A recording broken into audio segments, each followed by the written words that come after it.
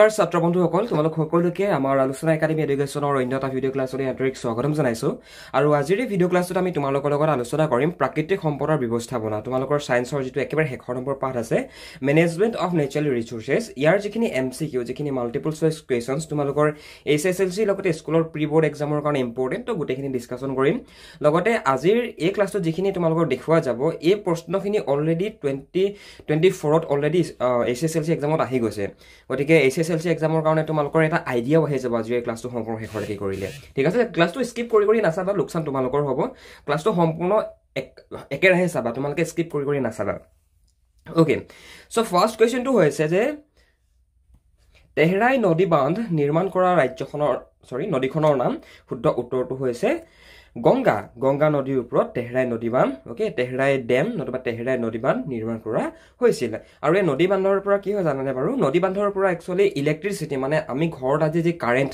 Okay আমি নিজৰ ভাষাত ক'বলৈ গ'লে আমি যে ঘৰত কাৰেন্ট ব্যৱহাৰ কৰো হে কাৰেন্ট এনেকুৱা ধৰণৰ যিবিলাক জলবিদ্যুৎ প্ৰকল্প হে জলবিদ্যুৎ প্ৰকল্পবিলাকৰ পৰাই উৎপন্ন হয় নেক্সট মন কৰা তলৰ কোনটো নৱীকৰণ শক্তিৰ উৎস নহয় এটা নৱীকৰণ শক্তি মানে কি নৱীকৰণ শক্তি মানে হৈছে যিবিলাক শক্তি আমি এবাৰ ব্যৱহাৰ কৰা পৰৱৰ্তী পৰ্যায়ত যাক আমি পুনৰাই ব্যৱহাৰ কৰিব পাৰো উদাহৰণস্বৰূপে সূৰ্য ওকে সূৰ্যৰ পোহৰ আমি ডেইলি পাওঁ হয় না নহয় সূৰ্যৰ পোহৰ আমি এবাৰ ব্যৱহাৰ কৰাৰ পিছত পুনৰ এবাৰ ব্যৱহাৰ কৰিব পাৰো পানীও আমি এবাৰ ব্যৱহাৰ কৰাৰ পিছত পুনৰ এবাৰ ব্যৱহাৰ কৰিব পাৰো গতিকে এইকেইটা হৈছে একোটা নৱীকৰণযোগ্য শক্তিৰ উৎস ওকে এইবিলাক হৈছে নৱীকৰণযোগ্য সম্পদ যিবিলাক নাকি এবাৰ ব্যৱহাৰ কৰাৰ পিছত আমি পুনৰ এবাৰ ব্যৱহাৰ কৰিব পাৰো তেনেকুৱা ধৰণৰ সম্পদকেই তেনেকুৱা ধৰণৰ শক্তি উৎসককেই নৱীকৰণ শক্তিৰ উৎস বুলি কোৱা হয় কিন্তু যিবিলাক তোমাৰ ফসিল ফিউল নতুবা যিবিলাক জীৱাশ্মজাত ইন্ধন সেই জীৱাশ্মজাত ইন্ধনবিলাকৰ ভিতৰত কি পৰে জীৱাশ্মজাত ইন্ধনবিলাকৰ ভিতৰত পেট্ৰলিয়াম ওকে বিভিন্ন ধৰণৰ প্ৰাকৃতিক গেছ এতিয়া মই যদি আজি মোৰ গাড়ীখনত 1 লিটাৰ পেট্ৰল যদি ভৰাই লওঁ পেট্ৰল একচুয়ালি জীৱাশ্মজাত ইন্ধনে হয় গম পাইছানে পেট্ৰল আমাৰ পৃথিৱীৰ ভূভাগৰ পৰা আমি উলিয়াও গম পাইছা তো সেই জীৱাশ্মজাত ইন্ধন পেট্ৰল মই 1 লিটাৰ পেট্ৰল ভৰাই পিনে মই কিমান কিলোমিটাৰ যাম খুব বেছি মই 15 কিলোমিটাৰ যাম গাড়ীখনত 15 কিলোমিটাৰ যোৱাৰ পিছত তো আকৌ তেল ভৰাব লাগিব ন গতিকে জীৱাশ্মজাত ইন্ধনবিলাকক আমি এবাৰ ব্যৱহাৰ কৰাৰ পৰৱৰ্তী পৰ্যায়ত আমি পুনৰাই ব্যৱহাৰ কৰিব নোৱাৰো ইয়াৰ আৰু এটা উদাহৰণ যদি ল'ম বুলি ভাবিছা তেনেহলে তোমালোকে নিজৰ ঘৰলৈ মন কৰিবা তোমালোকৰ ঘৰত যেটো LPG যেটো গেছ আছে গেছটো 2 মাহ 3 মাহৰ মূৰে আকৌ ফিল আপ কৰিব লগিয়া হয় হয়নে মানে CNG হক LPG হক এইবিলাক এবাৰ ব্যৱহাৰ কৰাৰ পিছত আমি পুনৰ ব্যৱহাৰ কৰিব নোৱাৰো গতিকে এইবিলাক হৈছে অনবীকৰণযোগ্য শক্তিৰ উৎস বুজিলা ছাত্ৰ বন্ধুসকল নেক্সট কোৱেশ্চনটো ডিসকাশন নকৰাৰ আগতে তোমালোকৰ যিসকল ছাত্ৰ-ছাত্ৰীৰ বিজ্ঞান বিষয়টোত অলপ কথাবিলাক বুজি পোৱাত প্ৰবলেম হয় তোমালোকে যিসকল ছাত্ৰ-ছাত্ৰীয়ে বিজ্ঞান বিষয়টো অলপ টান পোৱা তোমালোকে যদি আলোচনা একাডেমী ফালৰ পৰা ঘৰতে বহি যদি হোৱাটছএপ যোগেদি অনলাইন ক্লাছ কৰিব বিচৰা তেনেহলে ইয়াত যেটো হোৱাটছএপ নম্বৰ দিয়া গৈছে হোৱাটছএপ নম্বৰত আমালৈ তোমালোকে মেছেজ কৰিব পাৰা নতুবা ফোন কৰিব পাৰা আৰু তোমালোকে আমাৰ ফালৰ পৰা ঘৰতে বহি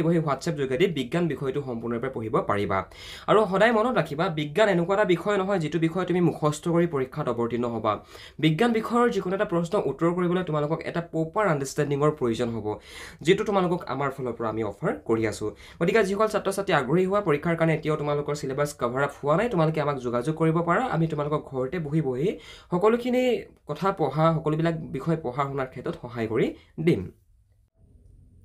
ভাৰতবৰ্ষৰ পৰিৱেশ সংৰক্ষণ আইন বলবৎ হয় কিমান চনত শুদ্ধ উত্তৰটো হৈছে 1986 ওকে 1986ত ভাৰতবৰ্ষত পৰিৱেশ সংৰক্ষণ আইন বলবৎ কৰা হয় চিপকো আন্দোলন কোন চনত আৰম্ভ হৈছিল শুদ্ধ উত্তৰটো হৈছে 1970 ওকে 1970ত আৰম্ভ হৈছিল চিপকো আন্দোলন এই প্ৰশ্নটো পৰীক্ষাৰ কাৰণে ইম্পৰ্টেন্ট হয় তোমালোকে ষ্টাৰ মাৰ্ক এটা দি লবা পৰীক্ষাত মানে প্ৰায় একটা প্ৰশ্ন আহি থাকে চিপকো আন্দোলন কেতিয়া আৰম্ভ হৈছিল ওকে ইয়াৰ লগতে আমাৰ বিশ্ব পৰিৱেশ দিৱস কোন তাৰিখে পালন কৰা হয় এনেকুৱা ধৰণৰ প্ৰশ্ন তোমালোকৰ এই মেনেজমেন্ট অফ নেচাৰেল ৰিসোৰ্সেছ এই পাঠটোৰ পৰা তোমালোকৰ আহি থাকে মানে তলৰ কোনটোৰ সংৰক্ষণৰ লগত চিপকো আন্দোলন জড়িত একচুয়ালি এই যেটো চিপকো আন্দোলন মই তোমালোকক পঢ়াই আছো চিপকো আন্দোলন একচুয়ালি গছৰ সংৰক্ষণৰ ক্ষেত্ৰত জড়িত আছিল মানে চিপকো আন্দোলনৰ সময়ত যিসকল তোমাৰ আন্দোলনকাৰী আছিল আন্দোলনকাৰীসকলে গছ সংৰক্ষণৰ ক্ষেত্ৰত মানে চোৱা যেতিয়া নেকি শিল্প বিপ্লৱৰ আৰম্ভণি হৈছিল তাৰ পৰৱৰ্তী পৰ্যায়ত আমাৰ পৃথিৱীত প্ৰদূষণৰ মাত্ৰা অত্যাধিক পৰিমাণে বাঢ়ি গৈছিল গম পাইছানে বাৰু তাৰ পিছত বিভিন্ন সময়ত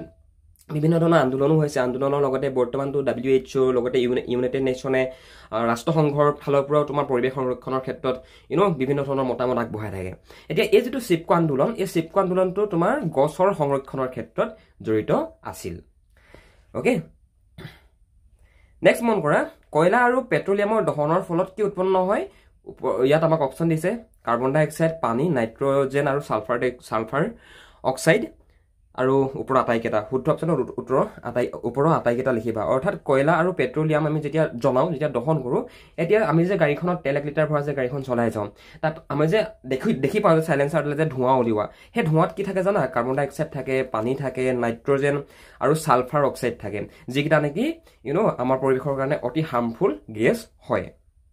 অ'কে, সেইকাৰণে যিমান পাৰে সিমান পেট্ৰলৰ নতুবা জীৱাশ্ম ইন্ধনৰ ব্যৱহাৰ কমাব লাগে, কিয়নো প্ৰথম কথা হৈছে জীৱাশ্ম ইন্ধনবিলাক অনবীকৰণযোগ্য সম্পদ নতুবা শক্তিৰ উৎস, কিয়নো সেইবিলাকক আমি এবাৰেই যি ব্যৱহাৰ কৰিব পাৰিম, পুনৰাই আমি একেটা শক্তিৰ উৎসকে বাৰে পাতি ব্যৱহাৰ কৰিব নোৱাৰোঁ, হয়নে? আৰু ইয়াৰ লগতে পৰিৱেশত অত্যাধিক পৰিমাণৰ প্ৰদূষণো দেখিবলৈ পোৱা যায়।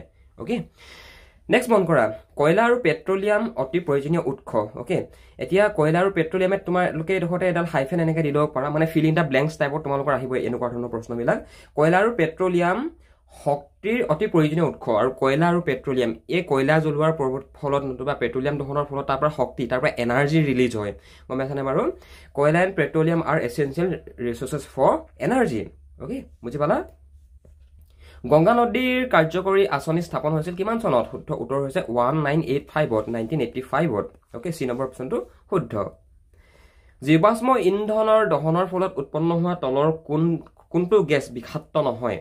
অ'কে, এতিয়া কাৰ্বন মনক্সাইড আমাৰ কাৰণে, মানে কাৰ্বন ডাই অক্সাইডো বিষাক্তই হয়, কিন্তু কাৰ্বন ডাই অক্সাইড গেছটো এটা নিৰ্দিষ্ট পৰিমাণত আমাৰ পৃথিৱীত লাগিব। অ'কে, যদি এটা নিৰ্দিষ্ট পৰিমাণত CO2 নতুবা কাৰ্বন ডাই অক্সাইড নাথাকে, তেনেহ'লে পৃথিৱীখন আকৌ সেই আগৰ হিমযুগৰ নিচিনা পৃথিৱীত এটা পৰিৱেশ সৃষ্টি হৈ যাব। গম পাইছা নাই?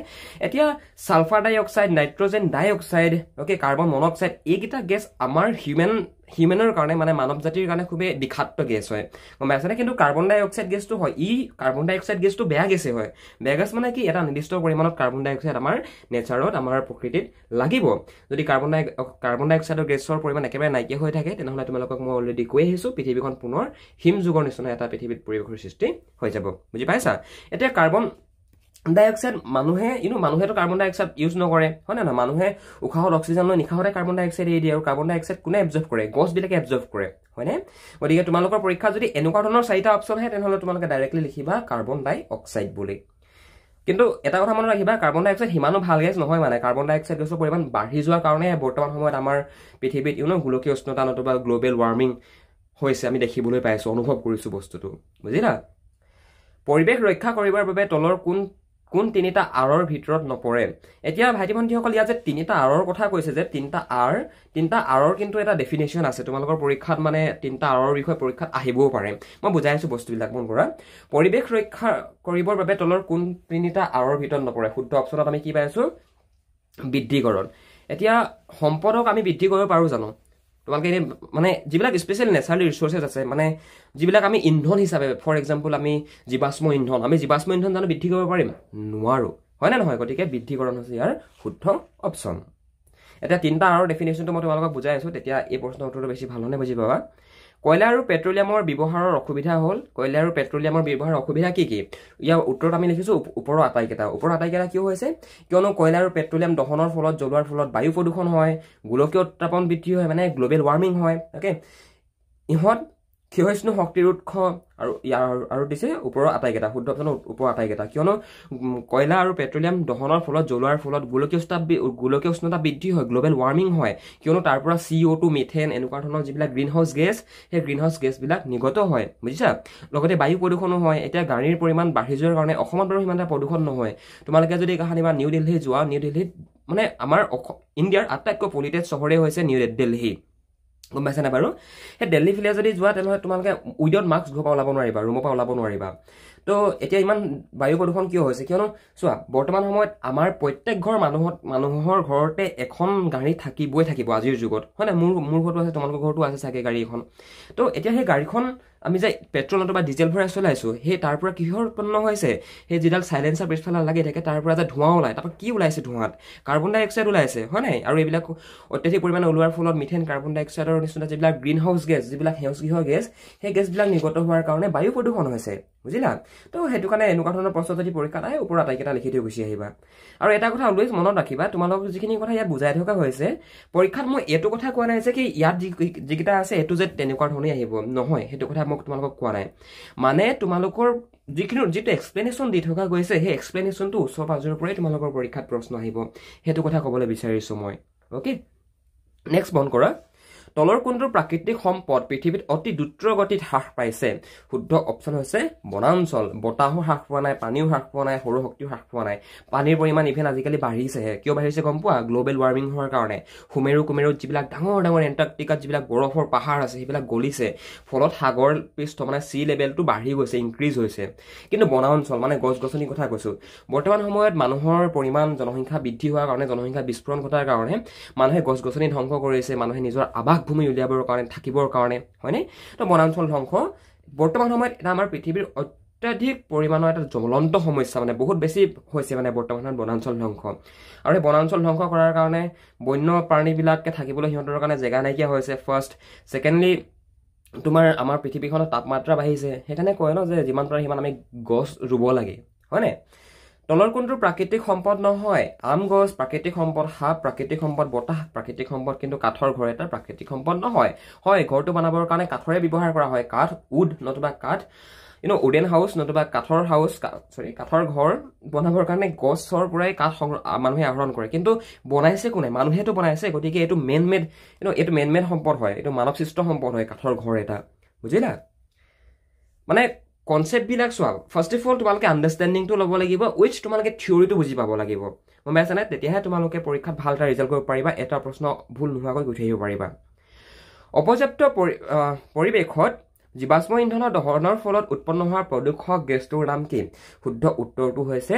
কাৰ্বন মন'অক্সাইড কি হয় অপৰ্যাপ্ত পৰিৱেশত জীৱাশ্ম ইন্ধনৰ দহনৰ ফলত উৎপন্ন হোৱা প্ৰদূষক গেছটোৰ নাম উইদাউট যদি তোমাৰ অক্সিজেনৰ হাৰিয়ত যদি আমি যদি জীৱাশ্ম ইন্ধন দহন কৰোঁ তেতিয়া তাৰপৰা কাৰ্বন মন'অক্সাইড ওলাব মানে বুজিলা অ'কে সত্য নে অসত্য লিখা এতিয়া তোমালোকক যিকেইটা দেখুওৱা গ'ল সেইকেইটা তোমালোকৰ MCQ মানে মাল্টিপল চইচ কুৱেশ্যন টাইপ আছিল দেই এতিয়া মই তোমালোকক কেইটামান এক্সামৰ কাৰণে ইম্পৰ্টেণ্ট তোমালোকক কেইটামান মই দেখাই দিব বিচাৰিছোঁ যিকেইটা তোমালোকে পৰীক্ষাৰ কাৰণে চাব লাগিব সত্য অসত্য এইকেইটা তোমালোকে নিজে চাম বুলি